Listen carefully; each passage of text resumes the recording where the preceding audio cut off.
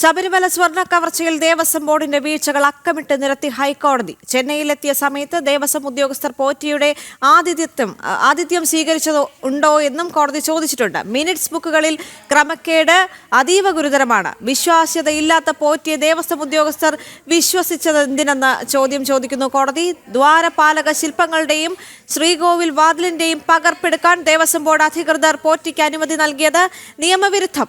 ബോധപൂർവം ബോർഡ് അധികൃതർ ഹൈക്കോടതി ഉത്തരവ് ലംഘിച്ചു. ബോധപൂർവം ഹൈക്കോടതി ഉത്തരവ് ലംഘിച്ചുവെന്നും കോടതി. സ്വർണ്ണ കവർച്ചാ കേസ് അഴിമതി നിരോധന നിയമത്തിന്റെ പരിധിയിൽ വരും. അഴിമതി നടന്നിട്ടുണ്ടോ എന്ന് പ്രത്യേക സംഘം അന്വേഷിക്കണമെന്നും ഹൈക്കോടതി ഉത്തരവുണ്ട്. കൊച്ചിയിൽ നിന്ന് രേഷ്മ ബാബു, ഒപ്പം ന്യൂസ് ഡെസ്കിൽ നിന്ന് ഐസൺ ജോസും ചേരുകയാണ്. ആദ്യം രേഷ്മയിലേക്ക്. രേഷ്മ, വളരെ ഗുരുതരമായ ചില വീഴ്ചകൾ അല്ലെങ്കിൽ വളരെ ഗുരുതരമായ കുറ്റകൃത്യങ്ങളിൽ ദേവസ്വം ബോർഡ് ഉദ്യോഗസ്ഥർ ഏർപ്പെട്ടു എന്ന് തന്നെയാണ് ഹൈക്കോടതി പറയുന്നത്. വളരെ പ്രധാനപ്പെട്ട നിരീക്ഷണങ്ങൾ എന്തൊക്കെയാണ്? തിരുവിതാംകൂർ ദേവസ്വം ബോർഡിനെതിരായിട്ടുള്ള വലിയ വിമർശനങ്ങൾ തന്നെയാണ് ദേവിക ഇന്ന് ഹൈക്കോടതി ഉന്നയിച്ചിട്ടുള്ളത്. അതായത് ഹൈക്കോടതി ഈ ശബരിമല സ്വർണ്ണക്കവർച്ച കേസിൽ അത് അഴിമതി നിരോധന നിയമപ്രകാരം കൂടി അന്വേഷിക്കണമെന്നുള്ള ഒരു നിർദ്ദേശമാണ് പ്രത്യേക അന്വേഷണ സംഘത്തിന് നിലവിൽ നൽകിയിട്ടുള്ളത്. അതായത് ദേവസ്വം ബോർഡ് ഉദ്യോഗസ്ഥരും ദേവസ്വം ബോർഡ് ഭാരവാഹികളും എന്തെങ്കിലും നേട്ടത്തിന് വേണ്ടിയിട്ട് ഉണ്ണികൃഷ്ണൻ പോറ്റിക്ക് വേണ്ട സഹായങ്ങൾ ചെയ്തിട്ടുണ്ട്, അതിൽ അഴിമതി നടന്നിട്ടുണ്ടെന്നുള്ളൊരു സംശയം ഹൈക്കോടതിക്കുണ്ടായി. അതിന്റെ അടിസ്ഥാനത്തിൽ തന്നെയാണ് ഇക്കാര്യത്തിൽ അഴിമതി നിരോധന നിയമപ്രകാരമുള്ള അന്വേഷണം കൂടി പരിശോധന കൂടി നടത്തണമെന്നുള്ള ഒരു നിർദ്ദേശം SIT സംഘത്തിന് ഹൈക്കോടതി നൽകിയിട്ടുള്ളത്. മറ്റൊന്ന്, ഈ ദേവസ്വം ബോർഡിന്റെ മിനിറ്റ്സ് രേഖകൾ നേരത്തെ തന്നെ ഈ ഹൈക്കോടതിയുടെ നിർദ്ദേശാനുസരണം SIT സംഘം പിടിച്ചെടുത്തിരുന്നു. അത് ഹൈക്കോടതിയിൽ നിന്ന് ഹാജരാക്കുകയും ചെയ്തു. ഈ മിനിറ്റ്സ് രേഖകൾ, ഈ മിനിറ്റ്സ് ബുക്കുകൾ പരിശോധിച്ച സമയത്ത് ഹൈക്കോടതിക്ക് മനസ്സിലായത് മിനിറ്റ്സ് രേഖകളിലൊക്കെ തന്നെ വലിയ രീതിയിലുള്ള ക്രമക്കേടുണ്ട്. ഇത് അത്യധികം ഗുരുതരമായിട്ടുള്ള വിഷയമെന്നാണ് ഹൈക്കോടതി ദേവസ്വം ബെഞ്ച് പരാമർശം നടത്തിയിട്ടുള്ളത്. ദേവസ്വം ബോർഡിന്റെ മിനിറ്റ്സ് രേഖകളിൽ ക്രമക്കേട് നടത്തിക്കൊണ്ടാണ് ദ്വാരപാലക പാളികൾ കടത്തിയിട്ടുള്ളത്. അതായത് ജൂലൈ 28 വരെയുള്ള രേഖപ്പെടുത്തലുകളൊക്കെ തന്നെ ഈ മിനിറ്റ്സ് ബുക്കുകളിലുണ്ട്. പക്ഷേ ഈ സെപ്റ്റംബർ മാസമാണ് ദ്വാരപാലക പാളികൾ കടത്തിക്കൊണ്ട് പോയിട്ടുള്ളത്. രാത്രിയിൽ ചെന്നൈയിലെ സ്മാർട്ട് ക്രിയേഷൻസിലേക്ക് കടത്തിക്കൊണ്ട് പോയിട്ടുള്ളത്. പക്ഷേ ആ സമയത്തുള്ള അല്ലെങ്കിൽ അതിന് തൊട്ട് മുന്നേ ഉള്ള മാസം, അങ്ങനെയുള്ള മാസങ്ങളൊന്നും തന്നെ ഈ മിനിറ്റ്സ് ബുക്കുകളിൽ യാതൊന്നും തന്നെ എൻട്രികളില്ല, അതായത് രേഖപ്പെടുത്തലുകളില്ല. ഇത് വലിയ ഒരു ആസൂത്രണത്തിന്റെയും ഗൂഢാലോചനയുടെയും ഭാഗമാണെന്നാണ് ഹൈക്കോടതിയുടെ വിലയിരുത്തൽ. അതുകൊണ്ട് തന്നെ ഇക്കാര്യത്തിലും അന്വേഷണം മുന്നോട്ട് പോകണമെന്ന് കൂടി ഹൈക്കോടതി SIT സംഘത്തിന് നിർദ്ദേശം നൽകിയിട്ടുള്ളതാണ്. അതുമാത്രവുമല്ല, യാതൊരു വിശ്വാസ്യതയും ഇല്ലാത്ത ഉണ്ണികൃഷ്ണൻ പോറ്റിയെ എന്തിനാണ് ദേവസ്വം ഉദ്യോഗസ്ഥർ വിശ്വസിച്ചത്? കൂടാതെ തന്നെ ചെന്നൈയിൽ എത്തിയ സമയത്ത് ദേവസ്വം ബോർഡ് ഉദ്യോഗസ്ഥർ, അതായത് ഈ ചെന്നൈയിലെ സ്മാർട്ട് ക്രിയേഷൻസിൽ എത്തിയ സമയത്ത് ദേവസ്വം ബോർഡിന്റെ ഉദ്യോഗസ്ഥർ ഈ പറയുന്ന ഉണ്ണികൃഷ്ണൻ പോറ്റിയുടെ ആതിഥ്യം സ്വീകരിച്ചിരുന്നോ? ഇക്കാര്യം കൂടി അറിയണമെന്ന് SIT സംഘത്തോട് നിർദ്ദേശമെന്നുള്ള രീതിയിൽ ഹൈക്കോടതി പറഞ്ഞിരിക്കുകയാണ്. അതുമാത്രമല്ല, ഈ ദ്വാരപാലക പാളികൾ, ശ്രീകോവിലിന്റെ വാതിൽപ്പാളി, ഇതിന്റെ പകർപ്പൊക്കെ തന്നെ എടുക്കുകയായിരുന്നു പ്രതിയായ ഉണ്ണികൃഷ്ണൻ പോറ്റിയുടെ ലക്ഷ്യം. അതിനു വേണ്ടിയിട്ടുള്ള അനുമതികൾ, നിയമവിരുദ്ധമായിട്ടുള്ള അനുമതികൾ ദേവസ്വം ബോർഡ് അധികൃതരുടെ ഭാഗത്തു നിന്നുമുണ്ടായി. അതിനനുസൃതമായിട്ട് ഈ ശ്രീകോവിലിന്റെ പ്രധാന വാതിലിന്റെ സ്വർണ്ണപ്പാളിയുടെ അളവെടുക്കാനായിട്ട് നന്ദൻ എന്ന ആശാരിയെ ഉണ്ണികൃഷ്ണൻ പോറ്റി നിയോഗിക്കുകയും നന്ദൻ എന്ന ആശാരി വന്ന് അളവെടുക്കുകയും ചെയ്തു. കീഴ്ശാന്തിമാരുടെ സഹായത്തോടു കൂടി നട തുറന്നിരുന്ന സമയത്താണ് ഈ സ്വർണ്ണപ്പാളികൾ, അതായത് ശ്രീകോവിലിന്റെ പ്രധാന വാതിലിന്റെ സ്വർണ്ണപ്പാളികളുടെ അളവൊക്കെ തന്നെ എടുത്തുകൊണ്ടുപോയത്. ഇതിനൊക്കെ തന്നെ നിയമവിരുദ്ധമായിട്ടുള്ള കാര്യങ്ങൾ നടന്നിട്ടുണ്ട്. സംശയകരമായിട്ടുള്ള പ്രവർത്തികൾ ഉണ്ണികൃഷ്ണൻ പോറ്റിയോടൊപ്പം ചേർന്നുകൊണ്ട് ദേവസ്വം ബോർഡ് ഉദ്യോഗസ്ഥർ നടത്തി എന്നുള്ളതാണ് ഹൈക്കോടതിയുടെ കണ്ടെത്തൽ. എന്തായാലും ദേവസ്വം ബോർഡിന്റെ മിനിറ്റ്സ് രേഖകളിൽ അപ്പാടെ കൃത്രിമത്വം ഉണ്ടായിട്ടുണ്ട്. ഇത് ഒരു ആസൂത്രണത്തിന്റെ ഭാഗമാണെന്നാണ് ഹൈക്കോടതി പറഞ്ഞിട്ടുള്ളത്. അതിലേക്ക് അന്വേഷണം നീങ്ങണം. അതുകൂടാതെ തന്നെ ഏറ്റവും പ്രധാനമായിട്ടും ഹൈക്കോടതി പറഞ്ഞിട്ടുള്ളത് ഈ പറയുന്ന ഭരണസമിതി കൂടി പ്രതിക്കൂട്ടിലേക്ക് വരുന്നുണ്ട്. നേരത്തെ തന്നെ PS പ്രശാന്ത് അടക്കം ഈ ഹൈക്കോടതിയുടെ മുൻകാല ഇടക്കാല ഉത്തരവുകളിലൊക്കെ തന്നെ പ്രതിപാദിച്ചിരുന്ന ഒരു പേര് തന്നെയാണ്.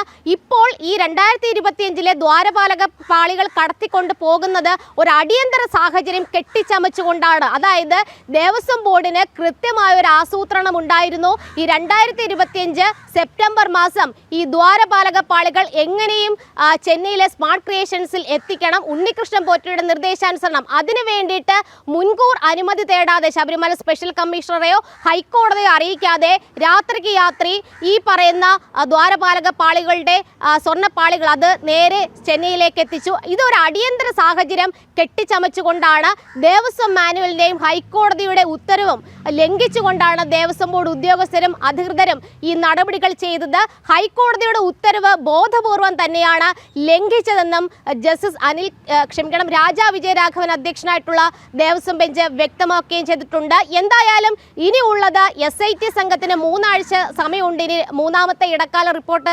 സമർപ്പിക്കാനായിട്ട് 3 ആഴ്ചയ്ക്ക് ശേഷം ഈ ഹർജികൾ ഹൈക്കോടതി വീണ്ടും പരിഗണിക്കുന്നുണ്ട്.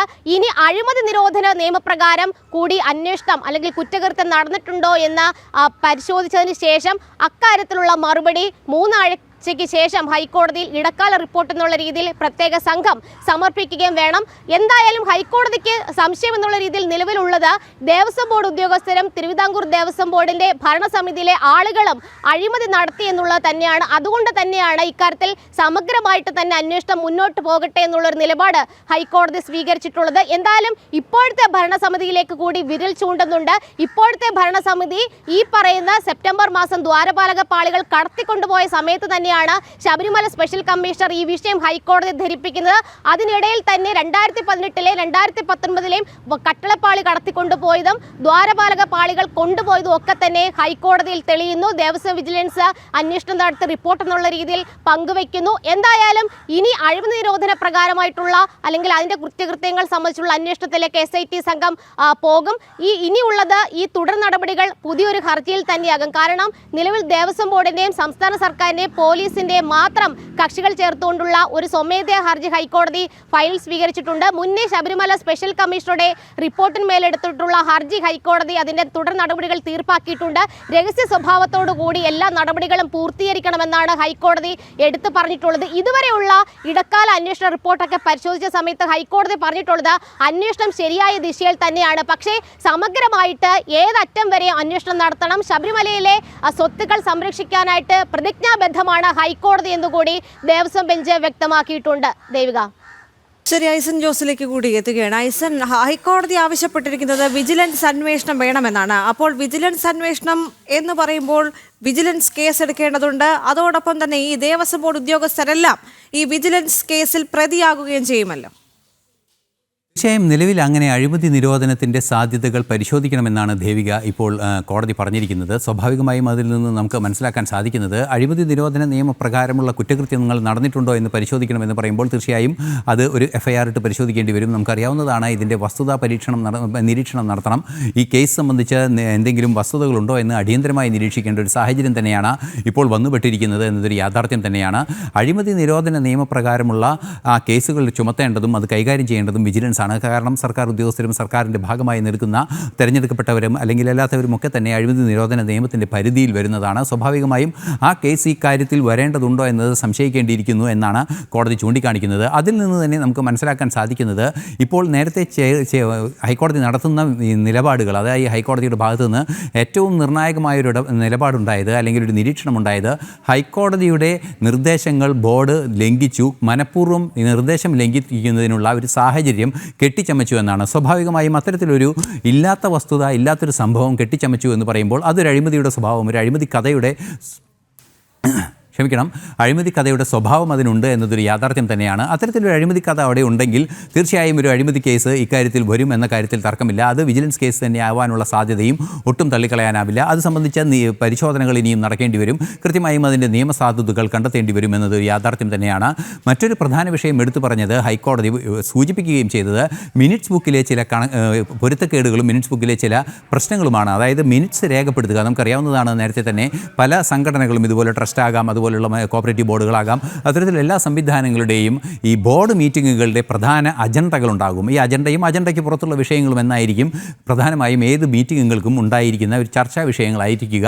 ആ ചർച്ചാ വിഷയങ്ങളിൽ ഏറ്റവും പ്രധാനപ്പെട്ട ഘടകങ്ങൾ 1, 2, 3 എന്ന ഇനത്തിൽ എഴുതുമ്പോൾ പ്രാർത്ഥന, അതിനുശേഷം അനുശോചനം, അതിനുശേഷം ഒരു വിധത്തിലുള്ള എല്ലാ മീറ്റിങ്ങുകളുടെയും അജണ്ടകളിൽ 3-മതോ 4-മതോ ആയി വരുന്നതാണ് മുൻ യോഗത്തിൻ്റെ മിനിറ്റ്സ് വായിച്ച് റെക്കോർഡാക്കൽ എന്നുള്ളത്.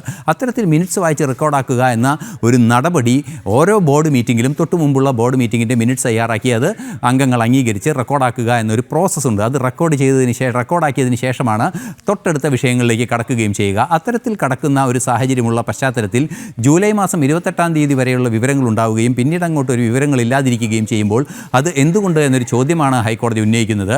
അതിന് കൃത്യമായ മറുപടി നൽകാൻ സാധിച്ചിട്ടില്ല ദേവസ്വത്തിനോ അല്ലെങ്കിൽ ഈ ബന്ധപ്പെട്ടവർക്കോ വേണ്ടി ഹാജരായ അഭിഭാഷകർക്ക്. അത് ഉത്തരം എന്താണ് നൽകേണ്ടതെങ്കിൽ ഈ മിനിറ്റ്സ് ബുക്ക് ഇന്ന ദിവസം മുതൽ ഏതെങ്കിലും അന്വേഷണ ഏജൻസിയുടെ കസ്റ്റഡിയിലായതിനാൽ ഒരു താൽക്കാലിക സംവിധാനം ഉപയോഗിച്ച് അത് മിനിറ്റ്സ് രേഖപ്പെടുത്തുന്നുണ്ട് എന്ന് പറയുകയും ആ മിനിറ്റ്സ് രേഖകൾ ഹാജരാക്കാമെന്ന് പറയാനുള്ള സാധ്യതയുണ്ടെങ്കിൽ ഈ ഒരു പരാമർശമേ കോടതിയുടെ ഭാഗത്തു നിന്നുണ്ടാകാനുള്ള സാധ്യതയില്ല. ആ ഒരു സാഹചര്യത്തിൽ ഇത്തരമൊരു പരാമർശം ഉണ്ടായിരിക്കുന്നു എന്നുള്ളത് ഹൈക്കോടതിയുടെ കൃത്യമായൊരു വീഴ്ച ഹൈക്കോടതി ബോർഡിൻ്റെ മിനിറ്റ്സിൻ്റെ ഭാഗത്തു നിന്ന് ഉണ്ടായിരിക്കുന്നു. നേരത്തെ പറഞ്ഞ അഴിമതി നിരോധന നിയമത്തിൻ്റെ സാധ്യതകളുണ്ടോ എന്ന് പരിശോധിക്കുമ്പോൾ ഇത്തരത്തിലൊരു വീഴ്ച കാണാൻ സാധിക്കുന്നു. ഹൈക്കോടതി വിധിയുടെ ലംഘനം കാണാൻ സാധിക്കുന്നു. ഈ മൂന്ന് കാര്യങ്ങളും ഹൈക്കോടതിയുടെ പരാമർശങ്ങളിൽ നിന്ന് ചേർത്ത് വായിക്കുമ്പോഴാണ് ബോർഡ് കൃത്യമായും കുറ്റകൃത്യത്തിൽ ഇടപെട്ടു എന്ന ഒരു സൂചനയിലേക്ക് അല്ലെങ്കിൽ ഒരു നിഗമനത്തിലേക്ക് ഹൈക്കോടതി എത്തുന്നു എന്ന് പരിഗണിക്കേണ്ടി വരുന്നത്. അങ്ങനെയെങ്കിലാണ് ഏറ്റവും ഗൗരവമേറിയൊരു വിഷയം, അതായത് പ്രതിപക്ഷത്തിൻ്റെ ഭാഗത്തു നിന്ന് ശക്തമായി ഉണ്ടാകുന്ന രാഷ്ട്രീയ ആവശ്യമായി തന്നെ ഉണ്ടാകുന്ന അല്ലെങ്കിൽ ഭക്തരുടെ ഭാഗത്തു നിന്നുണ്ടാകുന്ന രാഷ്ട്രീയ ഒരു ആവശ്യമായി നിലനിൽക്കുന്ന അത്തരത്തിൽ ഏറ്റവും പ്രധാനപ്പെട്ട ഒരു ആവശ്യങ്ങളിലൊന്നാണ് ബോർഡ് രാജിവെക്കണം അല്ലെങ്കിൽ ബോർഡിനെ പിരിച്ചുവിടണം എന്നുള്ളത്. അത്തരത്തിൽ ബോർഡ് പിരിച്ചുവിടുകയോ ബോർഡിനെതിരെ നിയമ നടപടി സ്വീകരിക്കുകയോ ഒക്കെ ചെയ്യാവുന്ന ഒരു സാഹചര്യം നിലനിൽക്കുന്ന ഒരു പശ്ചാത്തലത്തിലാണ് കൃത്യമായൊരു സാഹചര്യം ഇപ്പോൾ ഉയർന്നിരിക്കുന്നത്. ബോർഡിനെ അടിയന്തരമായി ബോർഡിനെതിരെ പിരിച്ചുവിടൽ നടപടിയോ രാജിവെക്കുകയോ അല്ലെങ്കിൽ ഏതെങ്കിലും രീതിയിലുള്ള നീക്കങ്ങളോ നടക്കേണ്ടതുണ്ട് എന്ന ഒരു യാഥാർത്ഥ്യത്തിലേക്ക് കൂടി വിരൽ ചൂണ്ടുന്നതാണ് ഇന്നത്തെ ഹൈക്കോടതി ഉത്തരവ്.